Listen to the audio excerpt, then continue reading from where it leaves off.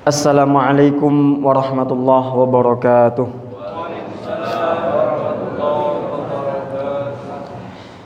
Innal hamdalillah nahmaduhu wa nasta'inuhu wa nastaghfiruh wa nu'minu bihi wa natawakkal alaihi. Asyhadu an la ilaha illallah wahdahu la syarikalah wa asyhadu anna Muhammadan abduhu wa rasuluh. Allahumma salli ala Muhammad wa ala ali Muhammad.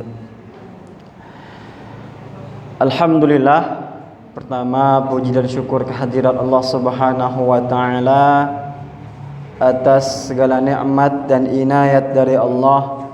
Kita semua bisa berkumpul, bermuajahah dan bertatap muka di pagi yang mulia ini, di tempat yang mulia ini, dalam agenda yang mulia pula, agenda kajian rutin IKD Tadabbur Al-Quran. Semoga kita adalah orang-orang yang senantiasa dicurahkan rahmat oleh Allah Subhanahu wa taala, mendapatkan syafaat Al-Quran di yaumil akhir kelak. Allahumma salli ala Muhammad wa ala ali Muhammad. Salawat serta salam senantiasa tercurahkan keharibaan junjungan Nabi kita, Nabi Muhammad sallallahu alaihi wasallam. Semoga kita adalah orang-orang yang senantiasa istiqamah menegakkan dan mengamalkan sunnah-sunnah beliau sehingga mendapatkan syafaat beliau di yaumil akhir kelak. Bapak Ibu yang dirahmati Allah, saya kira ini sudah 2 kali ya? Sudah kenal ya? Sudah kenal Ibu? Kok belum? Saya tadi sudah dikenalkan, saya Firdaus Bapak Ibu. Dulu kuliahnya di Jogja atau mondoknya di Jogja. Kemudian ditugaskan untuk mengabdikan ilmunya di kota Mojokerto. Nah, setelah itu kemudian ternyata qadarullah Allah takdirkan ganti KTP jadi orang Mojokerto asli ternyata. Sekarang saya itu sudah menjadi penduduk Mojokerto, alhamdulillah. Hari-hari saya seperti ini, guru ngaji istilahnya dari tempat satu ke tempat yang lainnya. Baik, tema kita hari ini intelektual spiritual. Temanya itu menarik supaya memancing saja sebenarnya. Kalau disingkat ini dia, ulil albab di era digital. Karena kita ini konsepnya tadabbur bukan tafsir, maka dari banyak referensi kita rangkum menjadi satu, jadi slide-slide seperti ini. Jadi nanti jenengan jangan melihat slide-nya karena slide-nya ini tidak terlalu menarik. Saya tidak terlalu bagus dalam membuat slide, tidak terlalu pintar dalam membuat slide. Jadi kurang menarik slide-nya kayaknya. Tapi insya Allah apa yang akan kita bahas mencakup semua. Jadi karena kita ini tadabbur bukan tafsir. Tadabbur dan tafsir itu hampir sama tapi beda. Kalau tafsir bayanu muradillahi ta'ala min kalamihi bisyaklin mufassilin. Kalau tafsir itu menjelaskan maksud dari Allah Subhanahu wa taala dari ayat Al-Qur'an dengan cara-cara yang terperinci. Dan itu tergantung ilmu yang dikuasai. Ada yang menafsir dari segi bahasa karena dia ahli dalam bahasa, ada yang menafsir dari asbabun nuzul dan sebagainya. Tanggung jawabnya para ulama, al-mas'uliyah lil ulama wal mukhtassina bi ulumihi. Tanggung jawab tafsir itu para ulama dan orang-orang yang mentakhasuskan diri dalam bidang ilmunya. Tapi kalau tadabbur itu al-i'ti'adhu wal-i'tibaru wa ta'assuru al-qalbi bima warada fil ayati. Nah, kalau tadabbur itu lebih kepada mengambil makna-makna yang mengena ke dalam hati dan membawanya pada kehidupan yang relevan kita hari ini. Al-mas'uliyahnya bagi siapa saja. Siapa saja harus bertadabbur dengan Al-Qur'annya. Harus mampu mengambil makna dari setiap ayat yang ia baca dan ayat yang ia temukan dalam Al-Qur'an. Oke. Hari ini kita berbicara tentang ulil albab. Ulil albab itu ya kalau bahasa singkatnya intelektual. Tapi apakah sama intelektual yang dipahami orang-orang hari ini, terutama orang-orang barat, dengan intelektual yang diinginkan oleh Allah dalam Al-Quran? Ini yang akan kita perhatikan, yang akan kita coba tadabburi lewat Quran surah Ali Imran 190 191. Nah, ini ayat kita. A'udzu billahi minasyaitonir rajim. Inna fi khalqis samawati wal ardi wa ikhtilafil laili wan nahari la ayatin liulil albab alladzina yadhkuruna Allaha qiyaman wa qu'udan wa 'ala junubihim wa yatafakkaruna fi khalqis samawati wal ardi Rabbana ma khalaqta hadza batila subhanaka faqina adzaban nar. Inna fi khalqis samawati wal ard, sesungguhnya di dalam penciptaan langit dan bumi, ikhtilafil laili wan nahari, dan di dalam pergantian malam dan siang, la ayatin liulil albab, terdapat tanda-tanda bagi orang-orang yang berakal. Siapa orang-orang yang berakal? Jadi ayat 191 ini sedang menjelaskan ulil albab itu siapa? Alladzina yadhkurunallaha qiyaman wa qu'udan wa 'ala junubihim. Orang-orang yang mengingat Allah dalam keadaan berdiri, duduk, dan dalam keadaan berbaring. Wa yatafakkaruna fi khalqis samawati wal ard, dan mereka memikirkan tentang penciptaan langit dan bumi. Kemudian mereka berkata, Rabbana ma khalaqta hadza batila. Ya Rabb, Tuhan kami, tidaklah Engkau menciptakan semua ini sia-sia. Subhanaka faqina adzabannar. Maha suci Engkau, lindungilah kami dari azab neraka. Baik, kita masuk satu-satu. Slide saya itu kalau tidak mengikuti penjelasannya akan agak sulit untuk memahaminya. Karena seperti ini. Kalau belajar Bapak Ibu, seperti inilah isi catatannya. Saya tidak nyatat dari A sampai Z yang di buku itu, dari A sampai Z yang dibicarakan guru saya, tapi saya nyatat seperti ini. Cara apa namanya? Panah sana, panah sini, panah sana, panah sini. Nanti kalau mau ujian, ini kan ada anak-anak ini, ada adik yang masih sekolah nih. Nanti kalau ujian, saya lihat sekali saja. Oh, sudah. Nanti masuk ruang ujian, sudah selesai itu. Bisa biasanya. Baik, ayat kita dimulai dengan inna fi khalqi. Kata al-khalq dalam Al-Quran itu setidaknya mengandung dua makna. Yang pertama, penciptaan. Yang kedua, pengaturan. Inna fi khalqis samawati wal ard. Sesungguhnya di dalam penciptaan langit dan bumi. Kenapa langit dan bumi? La ayatin. Terdapat tanda-tanda. Tanda apa? Tanda ada yang menciptakan. Mustahil sesuatu ada kalau tidak ada yang menciptakan. Dan ini bukan tanda-tanda yang kecil, tanda-tanda yang besar, tanda-tanda yang agung. Kalau kita melihat betapa agungnya penciptaan langit dan bumi ini, beberapa tahun yang lalu ada berita meteor besar yang akan menghantam bumi.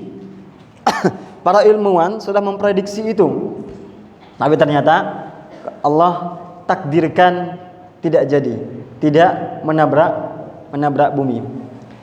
Baik dalam Al-Quran maupun dalam ilmu sains, dulu bumi dan kok batuk saja nih.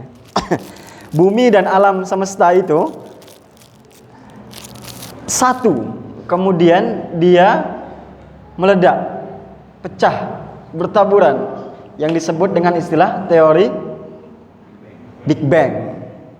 Jenengan bayangkan, kalau ada gelas kaca di depan kita, kemudian pecah, berhamburan, bisa tidak kita mengatur pecahannya sesuai dengan kemauan kita?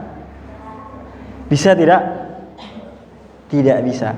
Tetapi Allah bisa mengatur pecahan galaksi sesuai dengan kehendak Allah Subhanahu wa taala. Nah, betapa dahsyatnya tanda yang sedang Allah coba sindir kepada kita ini. Bismillah. Yang pertama, makanya di dalam khalq itu ada penciptaan, ada pengaturan. Sebagai tanda ada yang mencipta dan ada yang mengatur. Dan yang mencipta tidak perlu terlihat, tidak harus kita melihat. Jenengan percaya ada matahari? Percaya? Pernah melihat matahari? Kapan?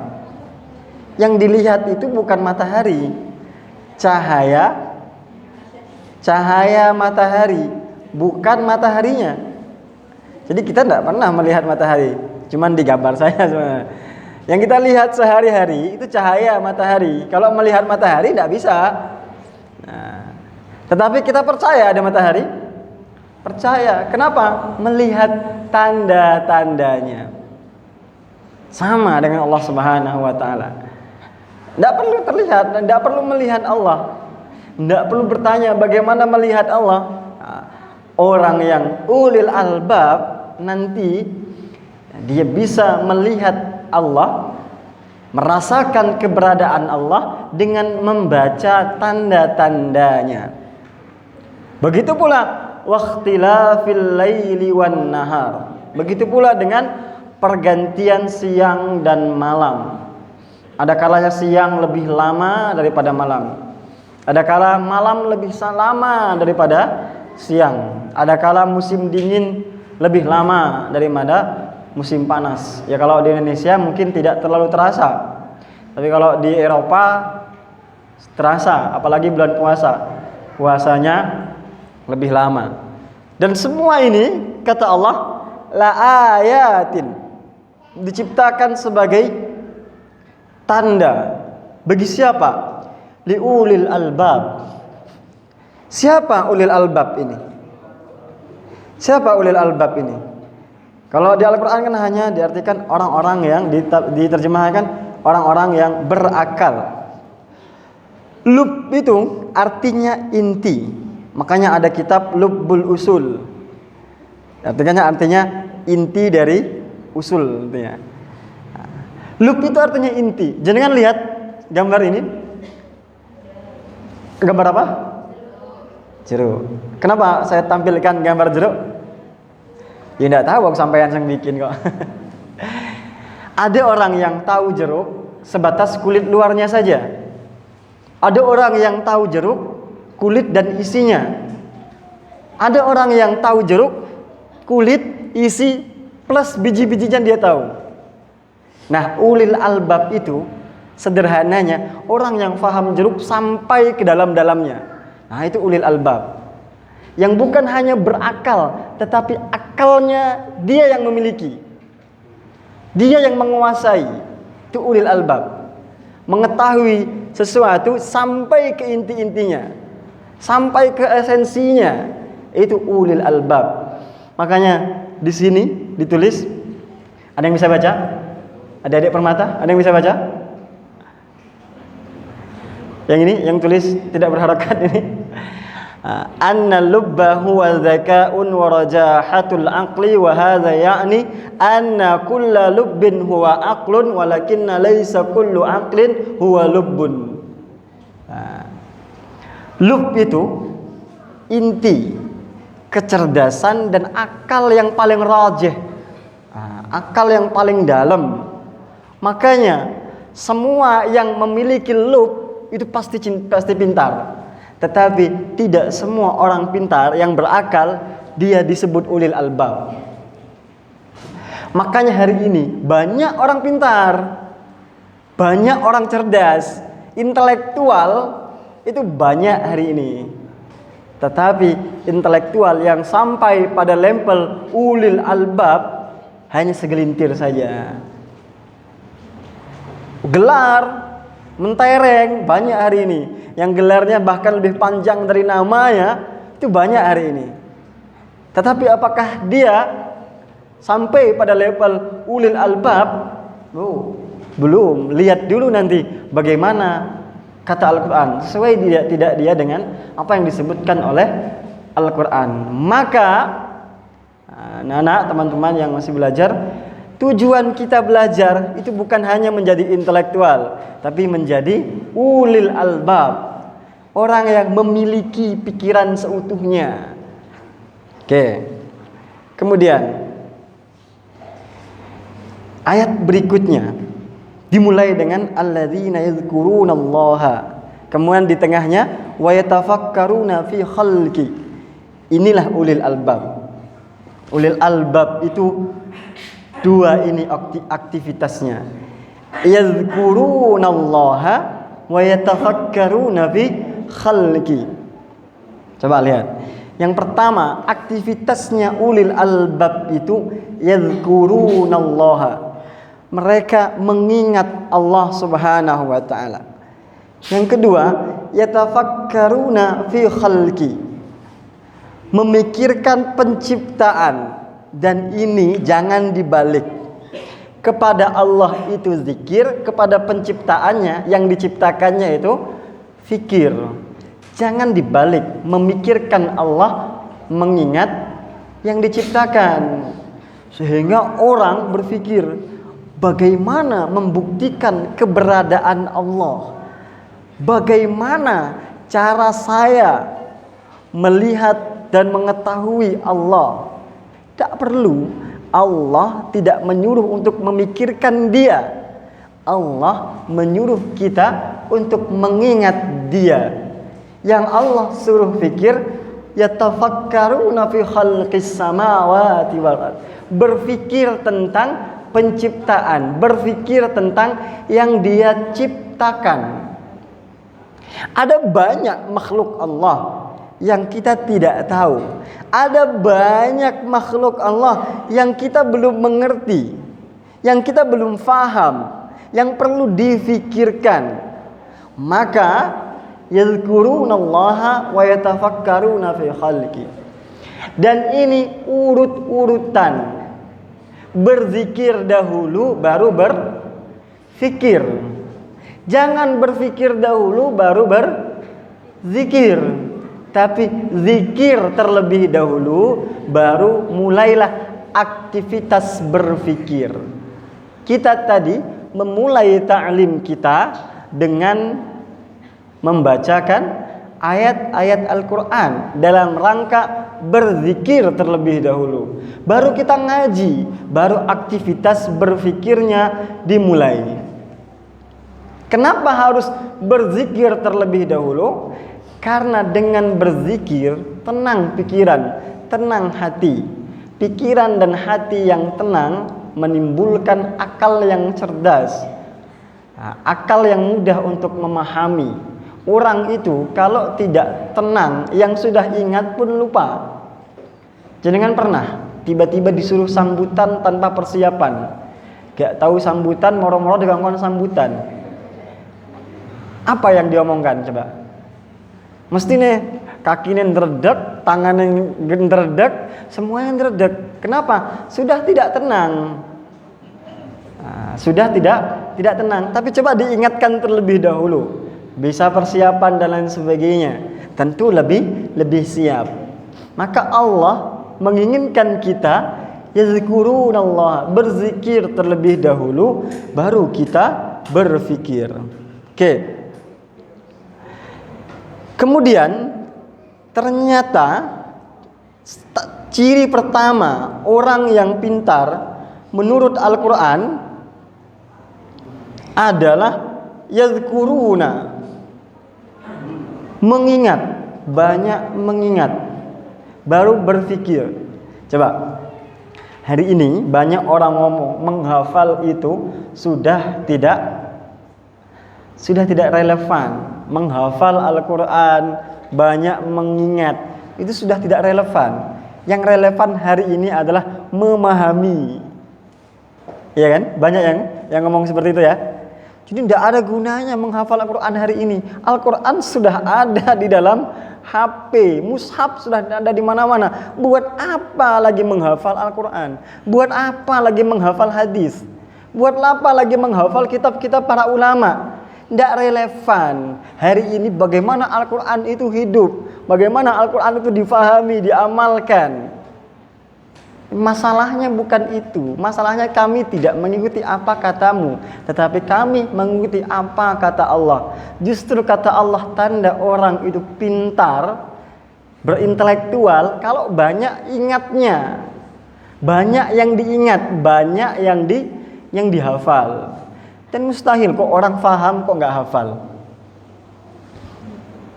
Saya tanya, jenengan faham cara membuat jaring ikan, cara membuat jala, jenengan paham? Saya sengaja ini tanya yang kira-kira jenengan enggak familiar. Jenengan paham? Kalau saya paham karena ayah saya bekerja itu dan saya hafal caranya. Jenengan paham? Enggak paham. Kenapa? Enggak pernah melihat dan enggak pernah mencoba untuk mempelajari dan menghafalnya enggak pernah. Bagaimana mau menghafal? Nah, bagaimana kita memahami kok enggak hafal? Justru tanda pertama intelektual itu kata Allah adalah banyak mengingat, menghafal. Karena anak disuruh menghafal itu bukan menyiksa, itu mengasah otak sesuai dengan apa yang diinginkan Al-Quran, supaya kita ini pintar. Maka banyak hafalannya harusnya. Termasuk kita yang orang tua, jangan ragu untuk memerintahkan, menyuruh dan mengajarkan anak-anak untuk menghafalkan Al-Quran, menghafalkan hadis dan lain sebagainya. Itu dalam rangka Allah Subhanahu wa taala perintahkan akademik itu dimulai dengan banyak menghafal, banyak mengingat. Baru nanti proses berikutnya yatafakkaruna, banyak berfikir, banyak menganalisa. Yatafakkaruna itu banyak menganalisa. Oke, untuk ke situ kita masuk ke lebih dalam sedikit.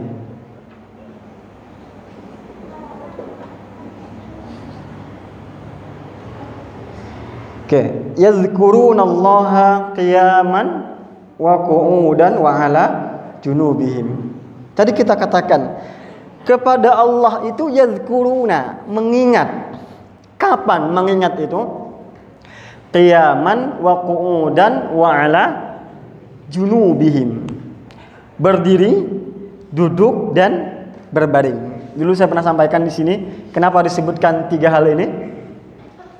Karena manusia tidak ada kondisi lain selain tiga ini. Selain dia berdiri, dia pasti duduk. Kalau tidak duduk, dia berbaring. Jenengan di sini dalam keadaan duduk. Yang lari-lari depan situ dalam keadaan berdiri. Yang di rumah sakit sana dalam keadaan berbaring. Maka kata yazkurunallaha ini bukan hanya berzikir, duduk dan berdiri dalam salat, tetapi aktivitasnya lebih fleksibel. Apapun yang dilakukan selama ditautkan kepada Allah Subhanahu wa taala, maka itu disebut zikir. Anak-anak belajar di sekolah, ditautkan kepada Allah Subhanahu wa taala. Saya belajar ya Allah, niat karenamu ya Allah, disebut zikir. Bapak-bapak yang bekerja dari pagi sampai sore, diniatkan bekerjanya mencari nafkah untuk anak istri dalam rangka menjalankan tanggung jawab dari Allah Subhanahu wa taala. Aktivitas kerjanya itu disebut zikir. Maka dalam Islam itu yang dilihat bukan aktivitasnya sebenarnya, tetapi orientasinya. Kemana dihadapkan, ke arah siapa dihadapkan. Maka kita hafal betul hadis innamal a'malu binniyat. Amal itu tergantung niatnya. Maka apapun yang dilakukan orientasinya untuk Allah, dia fleksibel, disebut zikir. Qiyaman qu'udan junubihim, dalam kondisi apapun. Itu kalau dalam istilah wong kulon, itu apa bacanya itu? Integrated profesional. Saya lebih paham baca yang tadi, baca yang tidak ada barisnya tadi daripada baca yang ada barisnya ini. Pribadi yang profesional 24/7, dia itu untuk Allah. Maksudnya apa 24/7? 24 jam seminggu itu dia untuk Allah. Apapun aktivitasnya, berdirinya, berangkat dia bekerja, naik bus, naik motor di perjalanan untuk Allah. Duduk dia di depan meja kantor, mengetik dia, belajar dia, mengurus akuntansi dia untuk Allah, mengingat Allah. Berbaring dia, pulang dia, istirahat, tidur dia, itu pun untuk Allah Subhanahu wa taala. Sehingga dengan tiga ini akan lahir nanti ulil albab, orang yang tidak kebablasan. Hari ini orang itu kebablasan semua. Kalau sudah baring tidurnya kebablasan. Kalau sudah masuk kerjanya kebablasan. Kalau sudah berdiri bermain, mainnya kebablasan. Tidak ada remnya. Kenapa? Aktivitasnya, orientasinya untuk pribadinya, bukan untuk Allah Subhanahu wa taala. Maka kita sedang diingatkan oleh Allah, aktivitasmu, orientasi hidupmu bukan untuk kamu, tetapi untuk Allah. Makanya Allah tadi menjadi objek, menjadi tujuan kita. Yazkurun Allah. Kemudian tanda berikutnya, bagi orang yang ulil albab, dia yatafakkaruna fi khalqis samawati wal ard. Dia yatafakkaruna. Yatafakkaruna itu wazannya tafa'ala dalam bahasa Arab. Fungsinya litaksir. Apa itu litaksir itu? Litaksir itu menggambarkan aktivitas berulang-ulang. Tidak hanya sekali orang itu dikatakan pintar. Tidak hanya kebetulan pendapatnya benar. Tidak. Kalau kebetulan sekali-sekali pendapatnya benar, belum pintar orang itu. Orang pintar, intelektual itu berulang-ulang, berfikirnya berulang-ulang. Kemudian yatafakkaru itu menggambarkan ada usaha. Bukan hanya ikut-ikutan. Bukan hanya FOMO. Kalau istilah anak-anak muda hari ini. Jangan yang senior-seniornya semerap FOMO betul. FOMO itu ikut-ikutan tren. Apa yang dipakai orang yang FYP itu yang dia beli. Makanan apa yang FYP itu yang dia makan. Tidak. Ada aktivitas dia untuk berpikir di situ. Usaha dia berpikir itu. Mendalam, yatafakkaruna, mendalam.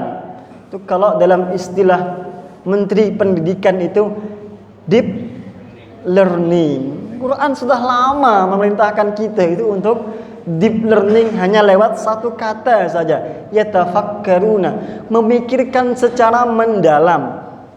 Dia melihat air, bukan hanya airnya yang dia lihat, kualitasnya, dari mananya, bagaimana pengemasannya, kemudian kalau dia minum apa dampaknya, untuk apa dia minum air ini, sampai sedalam itu. Dan yang terakhir ada proses yang disengaja. Berpikir itu bukan kepaksaan.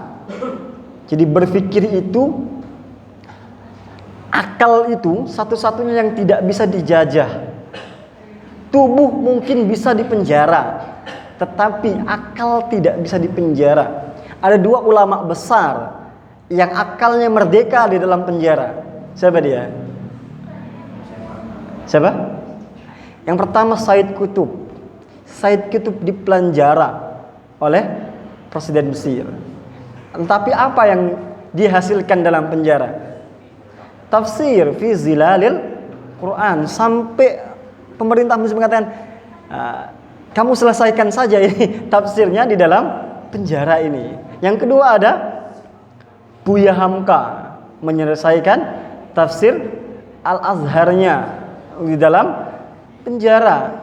Raga boleh dipasung, raga boleh di penjara, tetapi akal tidak bisa. Tidak bisa dikekang, pikiran tidak bisa dikekang. Makanya pikiran itu dalam Islam tidak jatuh dosa.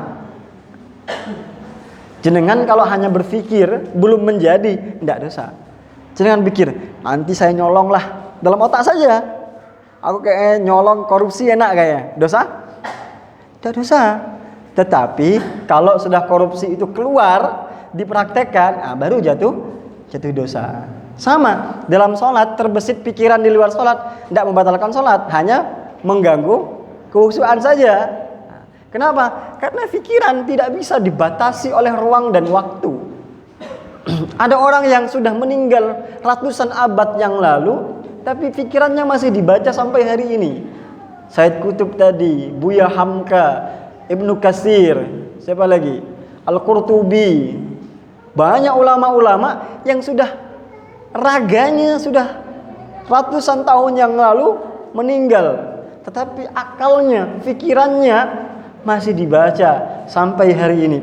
Maka ulil albab melakukan tiga ini. Ketika melihat sesuatu, dia kontemplasi terlebih dahulu, dia pikir terlebih dahulu, baru dia data collection, mengumpulkan data. Kira-kira ini apa? Terbuat dari apa? Siapa yang menciptakan? Untuk apa dia diciptakan? Nah, tetapi ulil albab tidak sampai di situ saja. Ini kalau dalam istilah belajar ontologi, aksiologi, dan yang terakhir, di atas itu orang ulil albab itu mampu mengambil makna dari setiap yang dia lihat. Meaning, extraction. Paham tujuannya ini untuk ini, tujuannya itu untuk itu. Namanya mengambil makna. Nah, ini deep learning yang diinginkan Al-Quran. Pembelajaran mendalam yang diarahkan Al-Quran. Coba bayangkan kalau Menteri Pendidikan kita, insya Allah yang sekarang insya Allah lebih baik, insya Allah. Yang dulu juga baik. Nah, tapi kalau membayangkan hal-hal seperti ini ada dalam kurikulum pendidikan kita, kan luar biasa ya. Lalu apa hasil dia dari berpikir itu? Apa hasil dia berpikir? Hasilnya adalah Rabbana ma khalaqta hadza batila. Nah, dua kalimat terakhir ini adalah hasil dari keulil albab. Hasil dari orang yang mampu memegang pikirannya. Yang pertama, dia mampu berkata Rabbana ma khalaqta hadza batila. Ya Allah, ternyata tidak ada yang Engkau ciptakan sia-sia. Tidak ada yang Engkau ciptakan tidak ada gunanya. Kalimatnya menarik, Rabbana. Coba, jangan kalau baca itu kan 5 ayat terakhir ya di surah Al Imran. Ya enggak? Iya apa tidak ini? Coba kan lihat, jenengan lihat. Nah, di situ ada 5 kali kalimat Rabbana. Coba jenengan itu nggak percaya.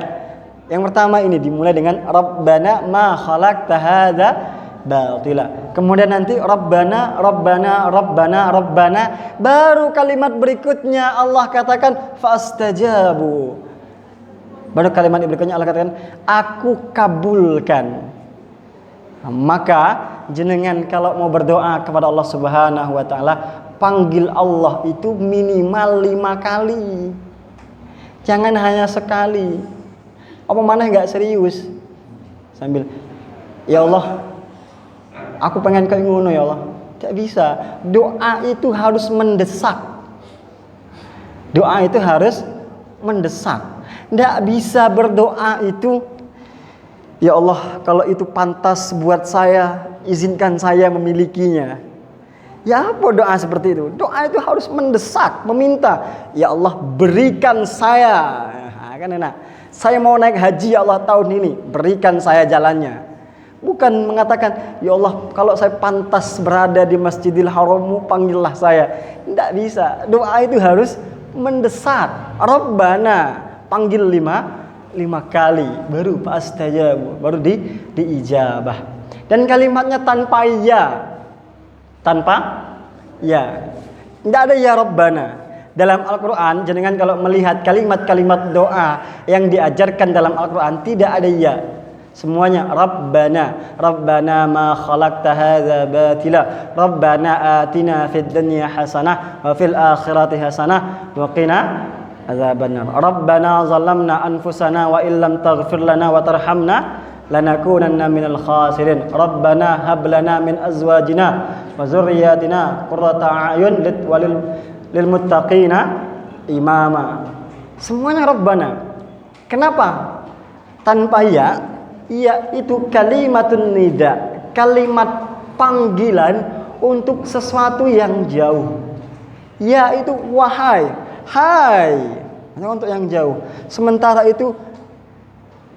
Allah itu gimana ya?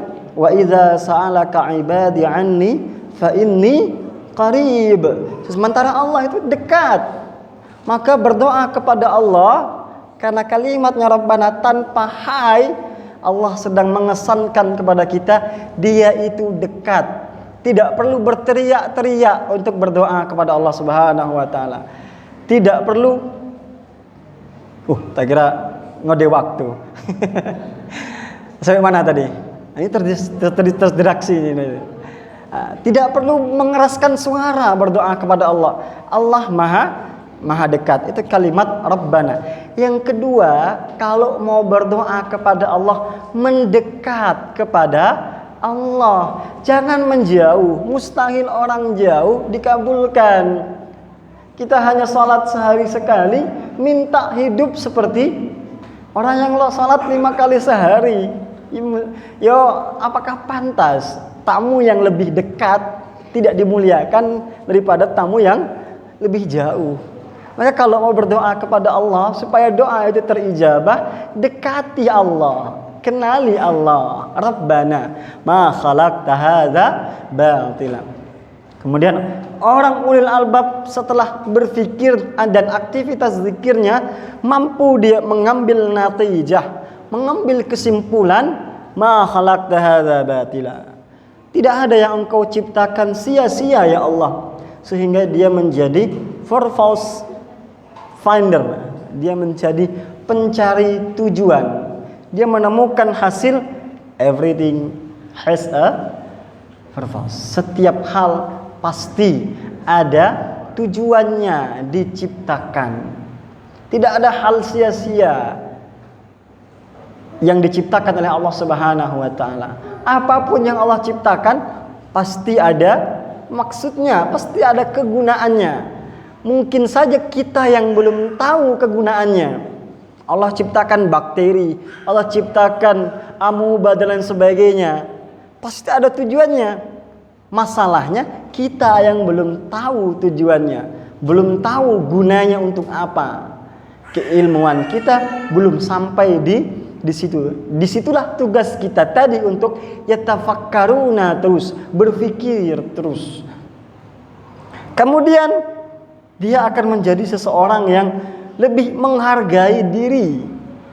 Afahasibtum annama khalaqnakum abasa wa annakum ilaina turja'un.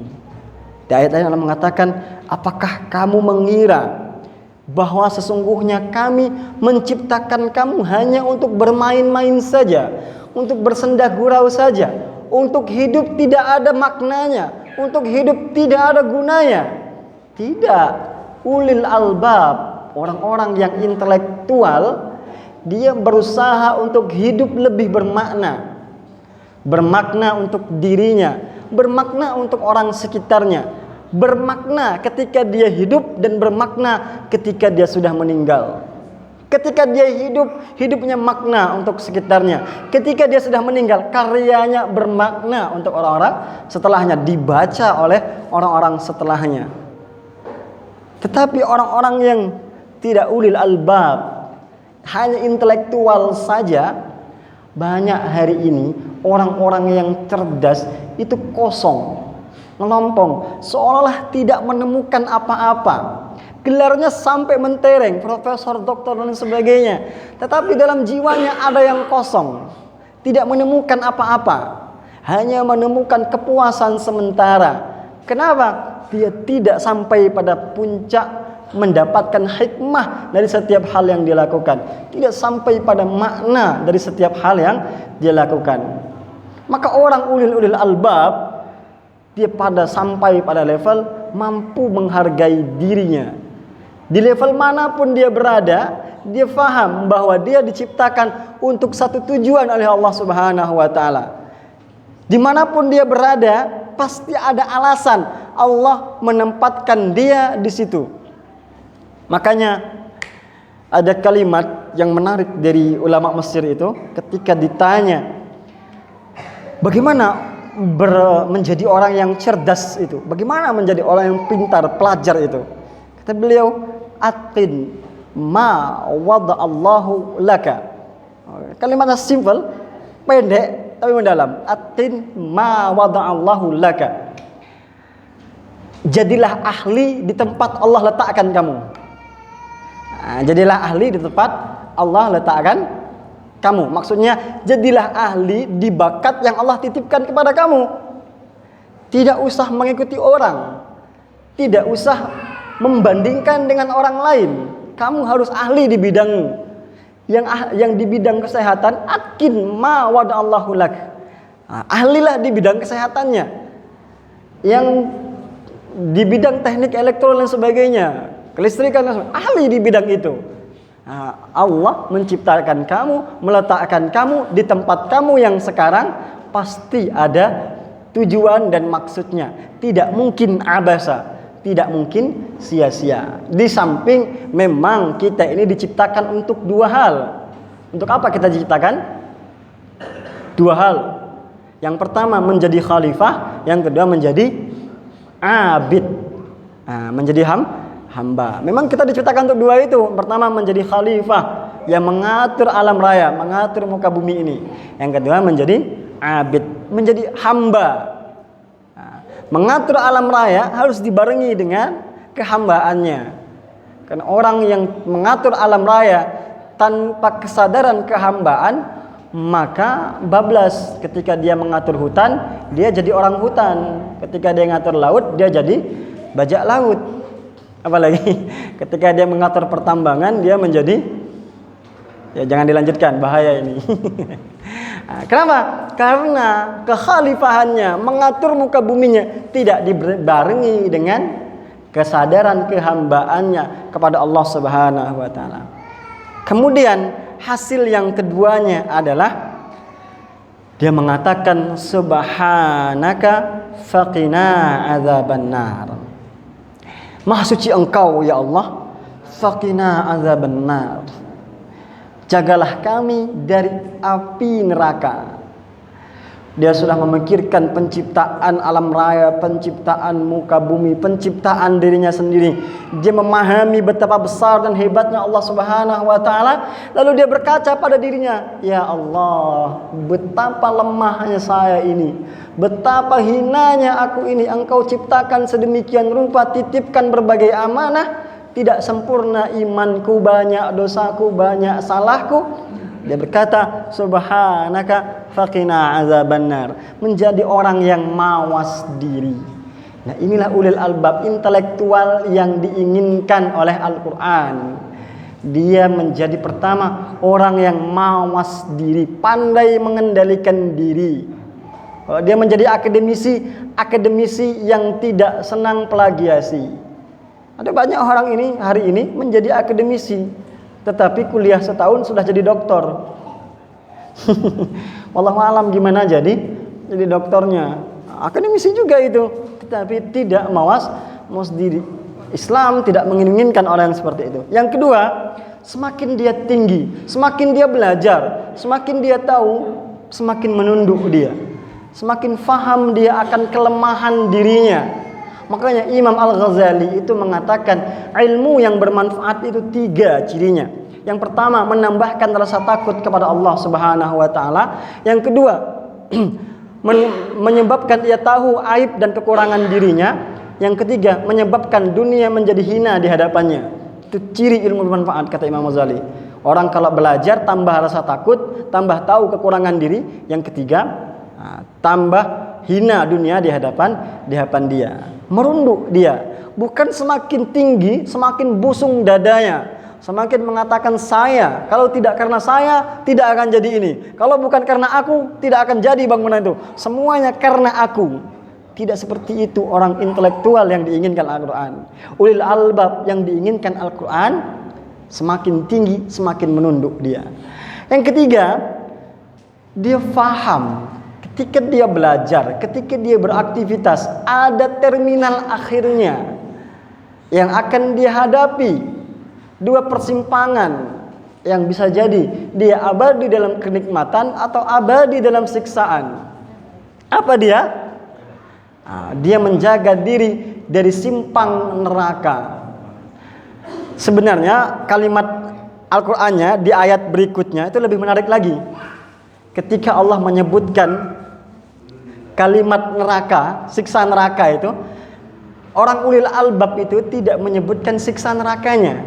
Tetapi orang ulil albab mengatakan, kalau masuk neraka ya Allah, kamu menghinakan kami, menghinakan dia. Jadi mereka tidak melihat siksanya, tapi melihat penghinaannya.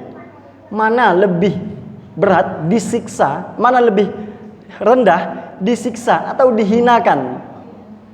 Coba, mana lebih rendah, disiksa atau dihinakan? Dihinakan. Pahlawan, hari ini kan hari pahlawan. Pahlawan itu disiksa, banyak disiksa. Dijebloskan dalam lubang buaya, disilet, kan disiksa itu. Tapi apakah mereka terhina? Tidak, mereka malah dibanggakan. Mulia mereka namanya, harum namanya. Maka ulil albab itu tidak melihat siksanya. Kalau masuk neraka bukan masalah siksanya, masalahnya dihinakan oleh Allah Subhanahu wa taala. Itu ulil albab, lebih elegan dia dalam memandang neraka dan surga. Makanya ada kalimat menarik dari Rabi'ah Al-Adawiyah itu, ya Allah, kalau aku beribadah kepadamu karena mengharapkan surgamu, haramkan aku dengan surgamu. Tapi kalau aku beribadah kepadamu karena takut dengan nerakamu, jebloskan aku ke neraka. Itu dia. Kenapa? Bukan masalah surga dan nerakanya, tapi masalahnya ini dihinakan oleh siapa? Ketika masuk neraka itu, yang menghinakan kita itu Allah Subhanahu wa taala, zat yang selama ini memberikan kita nikmat, memberikan kita amanah untuk hidup di dunia. Maka yang terakhir ya? Sampai jam berapa ini? Sampai jam 8. Masya Allah, ini semangat sekali. Yang terakhir ini tentang konsepnya. Ini yang jenengan ingat-ingat bawa pulang. Oke. Ulil albab itu ada 3 ini. Ini teori psikologi yang modern sebenarnya, teori psikologi orang-orang hari ini. SQ, EQ, IQ dan EQ. Ada kecerdasan spiritual, kecerdasan intelektual, kecerdasan emosional. Biasanya kalau dalam teori psikologi kita dimulai dari yang mana? Dimulai dari IQ, baru dia EQ, baru dia SQ. Akal dulu, pikir dulu, baru dia emosi, baru dia turun ke spirit, agama. Al-Quran ternyata tidak. Al-Quran meletakkan nilai agama paling atas, spiritual dulu, kecerdasan beragama terlebih dahulu. Orang itu harus pintar beribadah kepada Allah terlebih dahulu, baru dia belajar berpikir. Makanya anak-anak kecil itu dibiasakan ke masjid. Anak-anak kecil itu diperintahkan Nabi untuk fadribu. Kenapa fadribu? Pukullah. Kenapa dipukul? Karena tidak sholat. Dibiasakan untuk ibadah dulu, bukan dibiasakan untuk berpikir. Maka anak-anak TK, anak-anak PAUD itu tidak cocok untuk diajarkan ilmu matematika sebenarnya. Tidak cocok diajarkan hitung-hitungan sebenarnya. Diajarkan dia adab, tata krama, beribadah kepada Tuhannya yang baik dan benar. Dan mungkin hanya di kita saja kayaknya anak-anak kecil diajarkan hitung-hitungan, kali-kali dan sebagainya. Di Jepang dan sebagainya, anak-anak kecil tidak diajak seperti itu. Anak-anak kecil diajarkan lewat jalan raya, menunduk, beri hormat dan sebagainya, bermain dan sebagainya. Bukan intelektualnya dulu yang diasah, tapi spiritualnya. Al-Quran jauh sebelum ada teori-teori psikologi sudah mengajarkan kita. Asah dulu kecerdasan beribadahnya, baru diasah kecerdasan intelektualnya, baru diasah kemampuan berpikirnya, kemampuan menelaahnya, baru diajak dia berpikir. Makanya dengan yang sudah cakap berpikirnya, kapan cakap berpikir? Orang disebut cakap berpikir dalam Islam itu kapan? Ketika dia sudah baligh. Istilah Islam menunjukkan orang itu cakap berpikir itu disebut dengan istilah baligh. Ketika dia sudah baligh dulu, baru dia dijatuhi hukum dosa dan tidak dosa. Kalau masih anak-anak, tidak jatuh dosa. Makanya jenengan kalau marah sama anak kecil, nemen, masuk orang yang berlumuran dosa marah dengan anak yang tidak ada dosanya, kan kita lucu. Kita ini berlumuran dosa, marah-marah sama anak kecil yang nggak ada dosanya, itu lucu itu. Nah, maka kapan ini? Ketika anak itu sudah balik, baru dimasukkan intelektualnya, kecerdasan berpikirnya. Nanti natijahnya di sini dia mampu memiliki kecerdasan emosional, sehingga anak itu tidak ada orang tua, nilainya tetap sama. Sehingga dia tidak takut dengan orang tuanya, tetapi takut dengan nilai yang diajarkan orang tuanya. Anak kita hari ini kan bukan takut dengan nilainya, takut dengan orang tuanya. Ada orang tuanya dia tidak merokok, ada orang tuanya dia sopan, ada orang tuanya dia hormat. Tidak ada orang tuanya bablas, merokok, nge-vape, nongkrong dan sebagainya, pacaran dan sebagainya. Kenapa? Tidak ada orang tuanya. Apa yang gagal? Yang gagal, kita gagal memasukkan nilai. Gagal menyebabkan anak takut pada nilai, tapi takut pada sosok. Maka yang diciptakan itu bukan takut pada sosoknya, takut pada nilainya. Maka nilai itu yang ditanamkan. Mungkin yang bisa saya sampaikan pada pertemuan kita kali ini, sebenarnya 5 ayat lagi itu sangat menarik gitu. Ketika disebutkan Rabbana, Rabbana, Rabbana, Rabbana sampai kalimat terakhir fa'astajaba. Wah, itu luar biasa itu. Tapi insya Allah nanti kapan-kapan ada waktu umur panjang jenengan bisa melanjutkan sendiri, memahami sendiri dan mempelajari sendiri. Baik, saya kira cukup apa yang bisa saya sampaikan. Lebih dan kurang saya mohon maaf. Kalau ada lebihnya itu taufik dari Allah Subhanahu wa taala. Kalau ada kurangnya ya mungkin karena kurang persiapan saya dan lain sebagainya. Semoga yang sedikit ini nanti slide-nya butuh dikirim no pembuatan atau tulisannya. Saya kalau ngaji itu Bapak Ibu, saya langsung bikin tulisan. Saya langsung bikin artikelnya. Jadi saya membaca artikelnya dengan berbagai referensi. Ada referensinya di sini. Baru artikel itu saya tuangkan kepada PowerPoint. Jadi PowerPoint saya seperti itu, hanya bagan-bagan saja. Tidak teks saja. Yang teks di sini di artikel saya. Jadi supaya kesungguhan. Jenengan kan datang ke rumah itu sungguh-sungguh untuk belajar. Saya juga dari rumah sungguh-sungguh untuk memberikan sesuatu. Supaya kesungguhan ketemu kesungguhan, sama-sama dapatnya. Baik, nanti saya kirim ke Pak Haris nanti supaya bisa di-share ke Ibu Bapak dan bisa menjadi manfaat untuk berikutnya. Lebih dan kurang saya mohon maaf. Wallahu taala alam. Semoga mudah difahami, mudah dimengerti. Oh nggih, doa mudah diamalkan. Baik, kita tutup dengan doa. Bismillahirrahmanirrahim. Hamdan syakirin hamdan na'imin hamdan yu'afi ni'amaka fi mazidah ya rabbana lakal hamdu kama yanbaghi li jalalikal karim wa 'azimi sultanik. Allahumma salli ala Muhammad wa ala ali Muhammad. Allahumma ij'al jam'ana hadza jam'an marhuman wa la tada' fina wa la ma'ana syaqiyyan wa la mahruman. Allahumma inna nas'aluka al-huda wat-tuqa wal-'afafa wal-ghina.